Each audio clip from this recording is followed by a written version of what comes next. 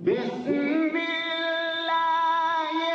الرحمن الرحيم ألف لام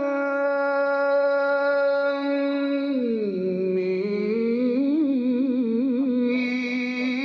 ذلك الكتاب لا ريب فيه هدى للمتقين.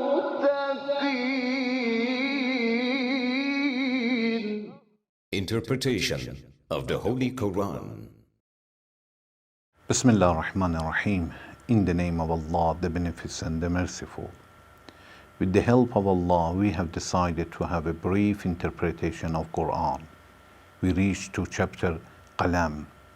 This chapter is revealed in Mecca and it has 52 verses. Please listen to verse 8 to 12. فلا تطع المكذبين ودوا لو تدهن فيدهنون ولا تطع كل حلاف مهين هماز مشاء بنميم مناع للخير معتد أثيم. Allah says, فَلَا تُطِعِ الْمُكَذِّبِينَ, so do not yield to the rejectors. وَدُّوا لَوْ تُدْهِنُ فَيُدْهِنُونَ, they wish that you should be planed, so they too would be planed. وَلَا تُطِعْ كُلَّ حَلَّافٍ مَحِينٍ, and yield not to any mean swearer. حَمَّاظٍ مَشَّاءٍ بِنَمِيمٍ, defamer going about with slander. مَنَّاءٍ لِلْخَيْرِ مُعْتَدٍ أَثِيمٍ, forbidder of good, outstepping the limits. In last session, we talked about these verses and we said Allah is advising His Prophet not to pay attention to those who call you the liars. Allah introduced the disbelievers and talk about their attributes, and here Allah says, okay, don't follow them, don't copy them, don't obey them, and you should know that they want you to be plain with them, to take everything easy, not to be serious about your religion and their religion, and also they will be plain to you. It means they don't bother you at that time. After that, they make easily with you. There are a few messages that we can get from these verses.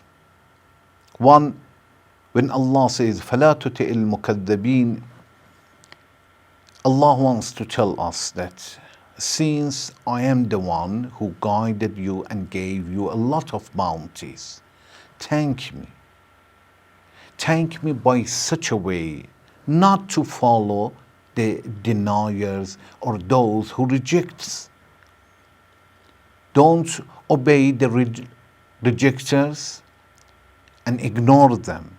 By this way, you are going to be a thankful person toward Allah. So Allah says, I gave you a lot of bounties and thank me by rejecting the deniers or rejectors the truth. When Allah says, لَعَلَى خُلُقٍ عَظِيمٍ فَلَا تُطِعِ الْمُكَذِّبِينَ, in previous verse, in verse 4, Allah said to the Prophet, وَإِنَّكَ لَعَلَى خُلُقٍ عَظِيمٍ, oh the Prophet, you have a very great moral. But here Allah says, فَلَا تُطِعِ الْمُكَذِّبِينَ. It means if we advise you to have a good moral, it doesn't mean to obey them, to accept anything they will offer you, to reply any request that they have. No, be serious about your belief, about your practice. Even if they become mad, that's okay. If they accuse you, that's okay. We are not allowed to leave our duties and responsibilities to make somebody else happy. even if somebody else is our parents, which we have a lot of responsibilities. But when it comes to Islamic rules, we have to give the priority to Islamic laws and Islamic rules. Allah says to the Prophet, okay, we advise you to have a great moral, but don't follow the rejectors.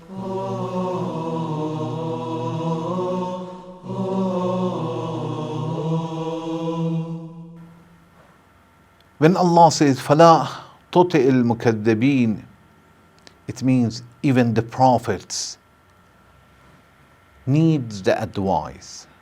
Allah advises the Prophet when he says, so do not yield to the rejectors. Don't follow them. Don't give them a lot of attention. Prophets also are humans. At the same time that we believe they are infallible, but they can commit sin. And they can do something better. And Allah says, okay, فَلَا تُطِئِ الْمُكَذِّبِينَ. When Allah says, وَلَا تُطِئِ كُلَّ حَلَّافٍ مَهِينٍ, it means, and yield not to any mean swearer. Allah wants to say that although the swearing has a respect and dignity, and we should pay attention to that, but we cannot give a credit to any kinds of swearing. No, sometimes disbelievers swear, or they swear to do something wrong, or they swear to accuse somebody. This kind of swearing have no any kinds of respect or dignity, and yield not to any mean swearer. We should understand when Allah says, وَلَا تُطِئْ كُلَّ حَلَّافٍ مَهِينٍ هَمَّازٍ مَشَّاءٍ بِنَمِيمٍ مَنَّاءٍ لِلْخَيْرِ مُعْتَدٍ أَثِيمٍ. Allah brings several attributes and characteristics for the disbelievers. Allah says these people in the society are the people who are stingy people. These people outstepping the limits. They don't care for their limits. They are passing their limits. They commit sin. They are forbidders of good. Not they don't do anything good. This is not enough for them. They stop the others and forbid the others to do something good. These people, they are slandering the others. They accuse the others. They backbite the others. Defamer. And these people, when Allah says, فَلَا تُطِئِ الْمُكَذِّبِينَ وَلَا تُطِئْ كُلَّ حَلَّافٍ أَمِينٍ, Allah wants to say that these people with these attributes should not have a role in the society. These people should not be the managers or trustees of the society, of the community. Those who have some jobs in the society, they should have very good Islamic manner. Another thing, when Allah says, وَدُّوا لَوْ تُدْهِنُوا فَيُدْهِنُونَ, they wish that you should be plain, so they would do be plain. Allah wants to tell the Prophet what is their style. They want you to take it easy, and they ask you to take easy, but this is a kind of deceiving. Allah says to the Prophet, they say, and they will come to say, okay, you take it easy and we take easy. It means we leave you alone and you leave us alone. But you have gone to guide them. This is your responsibility to take care of them. So you should know what is their plot, and this is their plot. Allah advises the Prophet that by this way you should not leave the roots and principles of Islam. The principles are so important that in any circumstances we should protect it and we should keep it. Although some opponents will come and tell us, okay, we follow you in these issues, and some of the issues you get along with us and leave them. We must understand that the Islamic rules are the Islamic rules for all the generations in all the time. We cannot leave or stop even some of them, even temporary. So we should not come back or accept such a suggestion when they say, وَدُّوا لَوْ تُدْهِنْ فَيُدْهِنُونَ. They say, if you take it easy and you will be planed, we will be also planed. The principles are so important, like prayers, believing in God, believing in Judgment Day. To follow the Islamic rules are so important that we cannot leave in any circumstances. Please listen to verse 13 to 16. عتل بعد ذلك زنيم أن كان ذا مال وبنين إذا تتلى عليه آياتنا قال أساطير الأولين سنسمه على الخرطوم. Allah says, عتل بعد ذلك ذنيم أن كان ذا مال وبنين إذا تتلى عليه آياتنا قال أساطير الأولين سنسمه على الخرطوم. Ignoble besides all that, base born, because he possessed wealth and sons. When our communication are recited to him, he says, stories of those years. We will brand him on the nose. Allah says, أُتُلٍّ بَعْدَ ذَلِكَ ذَنِيمٌ. Zanim is said to somebody who has no background, who doesn't have roots. We don't know who is his parents. And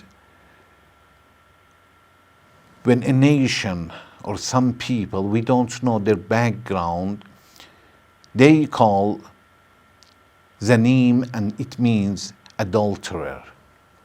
Imam Sadiq says, Utul means a great disbelieving. And when a person disbelieves and he is very greedy in disbelieving, he insists a lot to reject the truth, it means Zanim. In some verses of Quran, Allah brings different accuses that disbelievers have regarding to the Quran. For example, in one verse, Allah says, they accuse the Quran in this verse, verse 15 of chapter Al-Qalam, قَالَ أَسَاطِيرُ الْأَوَّلِينَ. These people says stories that the Quran is stories of the year. It means it is the stories that belong to the old people. They are not going to accept the Quran as something true. Another verse, بَلْ قَالُوا أَزْغَاثُ أَحْلَامٍ, Anbiya verse 5. Again they said, what he says is not but confused dreams. So they were telling that anything that the Muhammad brings to us, this is not belonging to Allah. This is confused dreams. Even it is not normal dreams. Another verse, Ahqaf verse 8, they say, أَمْ يَقُولُونَ افْتَرَاهُ, or even they say Muhammad has forged it. They say this is something that he knows that this is the truth, but this is not the truth. But he accuses Allah when they say Muhammad has forged it. It means he says that Allah has said it, but this is not true. Another verse in chapter Anfal, verse 31, Allah says in behalf of them that they say when they want to reject the Quran, لَقُلْنَا مِثْلَ هَذَا. They were telling, okay, we have said the same before. Even before the Prophet, we have brought the same or the same stories. In another verse, chapter Nahl, verse 103, they were telling, يُعَلِّمُهُ بَشَرٌ. When he was bringing the Quran, verses of Quran, they were telling, okay, somebody has taught him. And in Furqan, verse 4, they were telling, أَعَانَهُ عَلَيْهِ قَوْمٌ. A nation, some people have helped him to bring these verses. We ask Allah to help us when we read the Quran to understand the meaning and to take the Prophet as a role model for ourselves, to know disbelievers and their qualities and not to follow them. Thank you very much for watching. Wassalamu alaikum wa rahmatullahi wa barakatuh.